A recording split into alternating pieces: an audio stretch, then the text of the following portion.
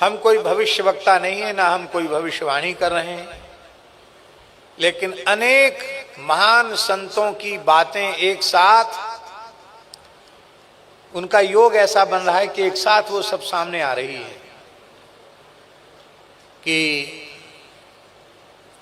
अभी 2025 से लेकर 2032 तक का समय बहुत खराब है। पता नहीं कौन जिएगा कौन मरेगा।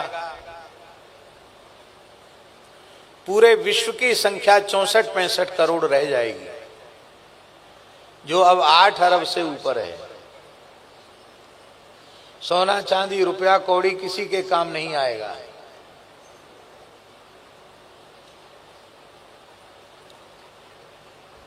तृतीय विश्व युद्ध लगते ही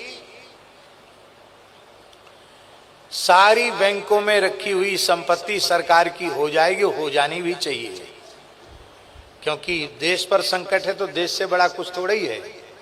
बैंक के सारे खातों का लेन देन बंद हो जाएगा, सारा पैसा गवर्नमेंट का हो जाएगा, देश की सुरक्षा में, देश की सेवा में धन लगेगा। आप चाहे भूखे मरो चाहे प्यासे मरो, तो बैंक में रखा हुआ भी काम नहीं आएगा। और इस प्रकार का संकट आने के बाद अन्न का अभाव हो जाएगा, तो घर में भी रुपया रखे होगे, सोना रखे होगे, तो रुपया खाकर न भूख बुझेगी न प्यास बुझेगी, और न सोना खाकर भूख प्यास बुझेगी। आपको डराने के लिए नहीं कह रहे हैं, हम इसलिए कह रहे हैं मान लो आए समय या ना आवे, लेकिन ऐसी परिस्थितियां बन रही हैं। भगवान जगन्नाथपुरी छोड़ करके कुछ समय के लिए छतिया नामक स्थान पर, जो जाजपुर में स्थित है, वहां चले जाएंगे, है ना? हैं?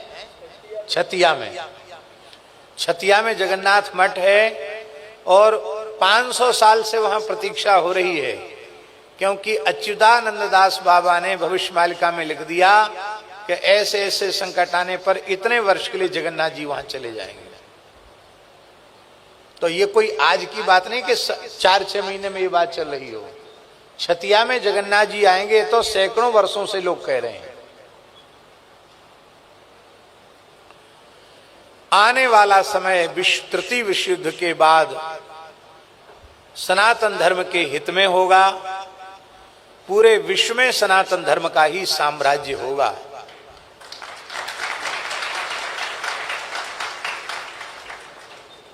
अब ताली तो बजा रहे हो, इतनी ईमानदारी से भजन में लग जाओ कि बस अब कब मौत आ जाए पता नहीं। तो इतना भजन करो कि हर समय तैयार रहो, और जो भगवत स्मरण करेंगे वे ही बचेंगे। जे राखे रघुवीर ते उबरे ते काल महू। यदि बचकर अच्छा समय देखना चाहते हो तो खूब तेजी से भजन में लग जाओ। सत्य, सदाचार, अहिंसा, ब्रह्मचर्य, अपरिग्रह इत्यादि जो धर्म के नियम हैं, उनका अपनी अपनी मर्यादा के अनुसार यथासाध्य उनका पालन करो। उसी से भगवान कृपा करेंगे, उसी से सुरक्षा होगी।